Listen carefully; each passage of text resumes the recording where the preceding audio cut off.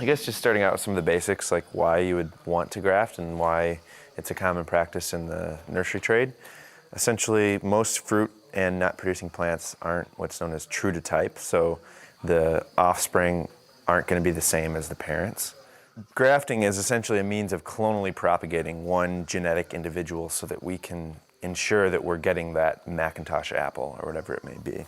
So every cultivar, which means cultivated variety, whether it be apple, peach, plum, pear, chestnut, whatever it is, they're all propagated clonally from a single tree somewhere. So that Macintosh apple that we all know, it came from one individual that somebody found at some point in time, and every other Macintosh tree that's been propagated comes from that original tree. A lot of people ask, why can't we just take like a little cutting and stick it in the ground and let it root?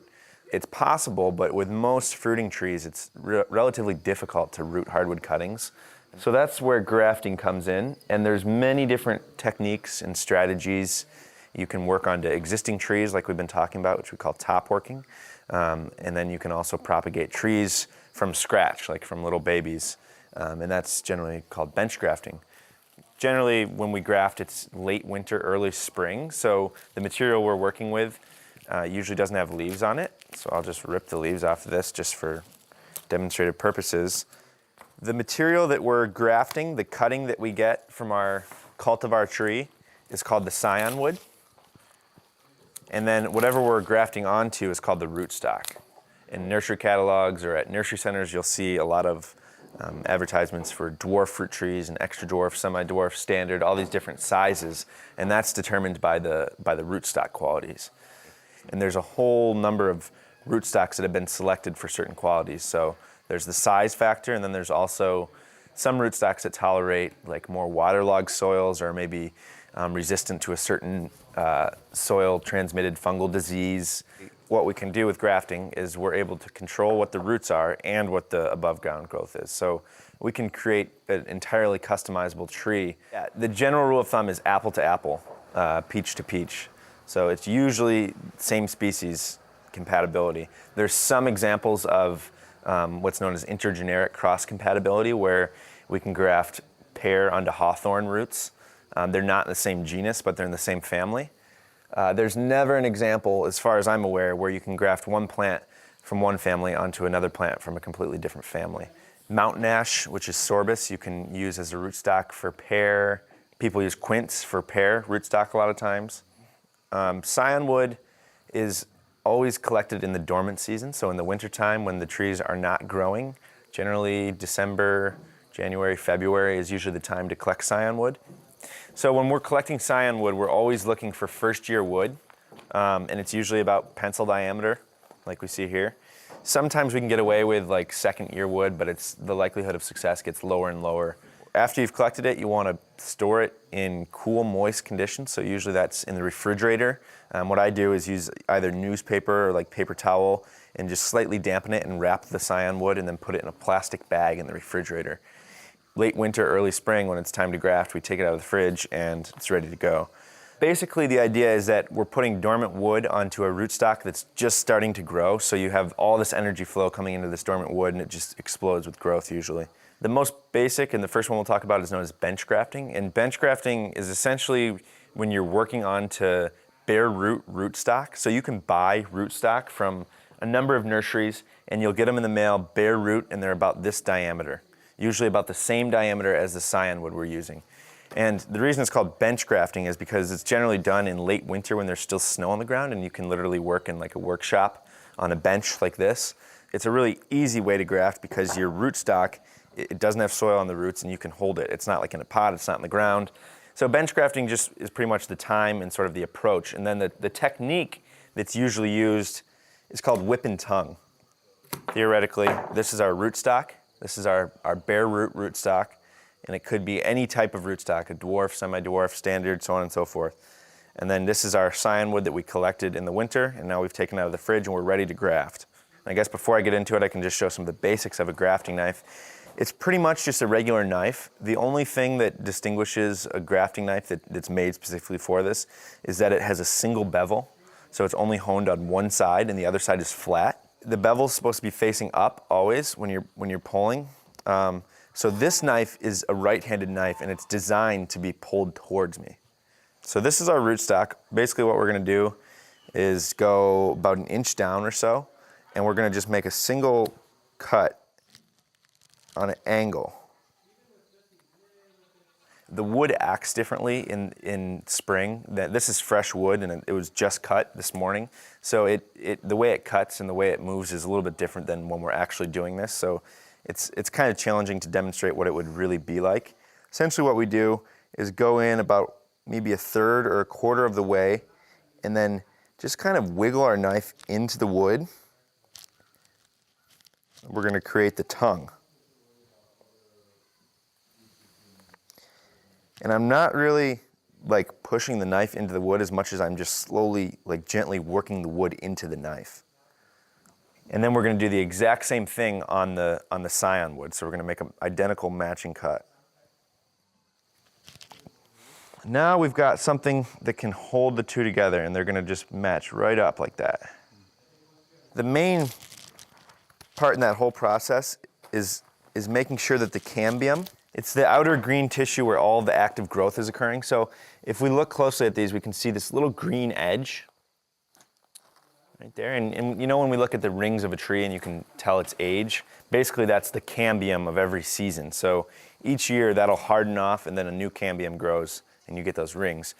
So with grafting, you have to make sure that the cambium lines up on at least one side of where the scion and the rootstock meet. Ideally, it lines up on both sides, but at the very least, you need one point of contact from the cambium of the rootstock and the cambium of the scion wood. So that's the most important part. If they don't line up at all, you're not going to get any graft union. The whip and tongue is like the most standard technique that most people use in the nursery trade. And you can use that in a number of different ways, whether you're bench grafting like we just talked about. Say you had a wild tree that was maybe a couple years old that was growing in the ground. You just found at your site a wild crabapple or something that's maybe close to that diameter. You could utilize that technique and just graft a couple feet above the ground. Generally, you want to do it like at the intervals between the buds where you just have smooth wood. And another part that I forgot to talk about, once we've created this graft, we don't need a big stick of scion wood. Usually we cut it to just 1 to 3 buds. And then the next step in that process is to wrap it. And you can use a number of materials for this. This is parafilm grafting tape, which is made specially for it. And this is my favorite product to use. It's a biodegradable, self-adhering tape. You'll see how it works. It's really stretchy too. So we would just wrap this graft.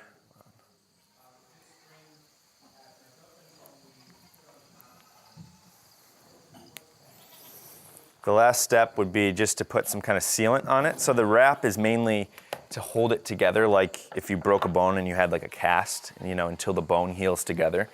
So that's like to mechanically hold it together and to keep it tight. This is a product called Doc Farwell's, which is basically just a grafting sealant that's made to do this. People use beeswax. And essentially what I do with this is put it on any exposed areas, so the tip of the scion wood where I cut it. And then I'll usually put just a little bit around where we put the wrap on. And this is basically to prevent any desiccation. So we're trying to prevent the wood from drying out. And it also, combined, the sealant and the tape prevent moisture from getting in and seeping in there. So, and that's really all there is to it. We would label it. The next technique I'm going to show is called cleft grafting. And cleft grafting is used generally when our rootstock is bigger than our scion wood. So we always, like I said, we always want to have about pencil diameter 1-year scion wood. So that's not going to change. But the size of the rootstock, the diameter of the wood, can be anywhere from 1/4 inch to up to 12 inches. So say this is the size of our rootstock and here's our scion wood. And this could be bigger too. This could, usually cleft grafting, I go anywhere from about this size up to 2 to 3 inches, and then I get into another technique, which I'll show next. Basically what we do is we come up to our rootstock and find the center, and then we just work our knife in, and we're going to actually open it up and create like a V. And then we fashion our scion wood similarly to the whip and tongue, except instead of doing a single wedge cut, we're going to do a double. So it'll be like a a V shape. Again, we only keep 2 to 3 buds or so. And then we're gonna just slip it right in that wedge that we made. Can anybody tell me how many pieces of cyan wood I could put in here? Based on some of the rules we talked about? 2. And why is that? Yep, the cambium contact. So there's 2 edges here, so we have the opportunity to put 2 sticks of cyan wood in. And generally that's what we do with bench grafting is we put 2, and if both of them take, we only keep the more vigorous one of the 2. Works really well for top working onto existing trees. Great for apple, pear. I haven't had as good of luck with like peach. Plum does really well with cleft grafting. Again, we would just wrap it up. This is a really nice product. It's more readily available than the parafilm tape. It's called electrician splicing tape. You can just get this at like any hardware store. It's not electrical tape. It doesn't have any glue on it, so it adheres to itself, but not to the wood, similarly to the parafilm tape. And again, it's really stretchy.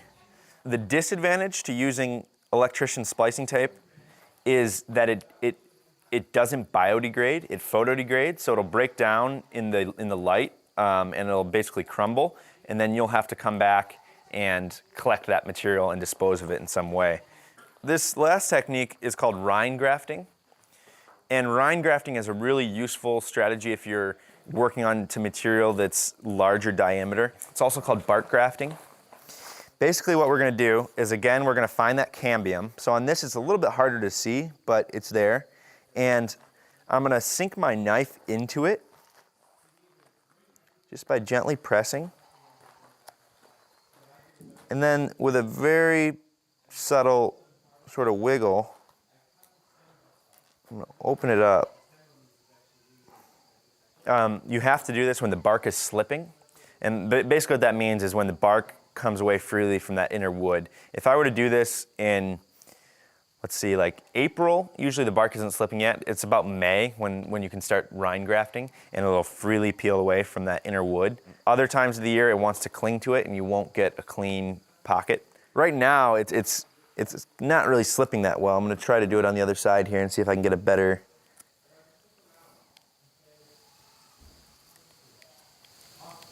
We've created our little pockets, and then the next step is to prepare the cyan wood, and we're gonna do the same thing that we did for the cleft graft, so the double wedge V.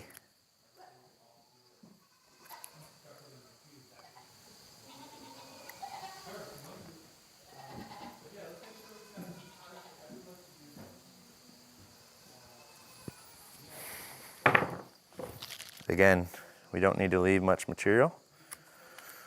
Pop quiz, how many pieces of cyan wood could we put in? Basically, the diameter of the wood dictates how much you're gonna put in. And usually on something this size, I would do maybe 2 to 3 max. We're not doing that so that we end up with multiple branches. We're doing it just to increase our success rate.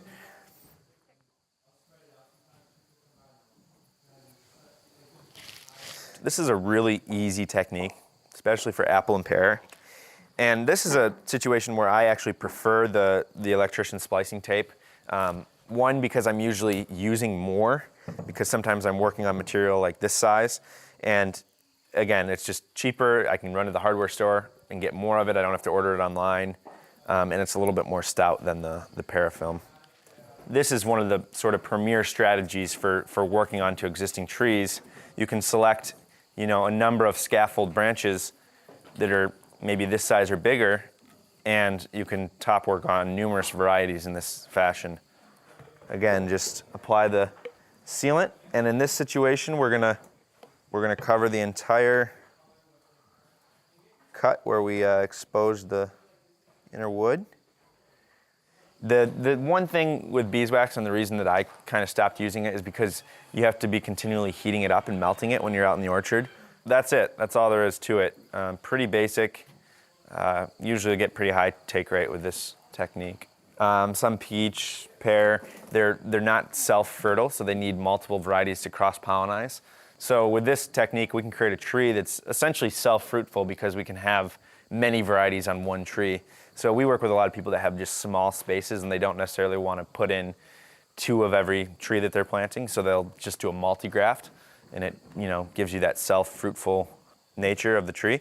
And it also allows you to create a tree that has like a staggered harvest time. So we do a lot of apple grafting where we put like an early season, mid-season, late season variety on a single tree, rather than getting one huge glut of apples at one time, which is oftentimes too much to deal with. You can have sort of a successive harvest by multi-grafting.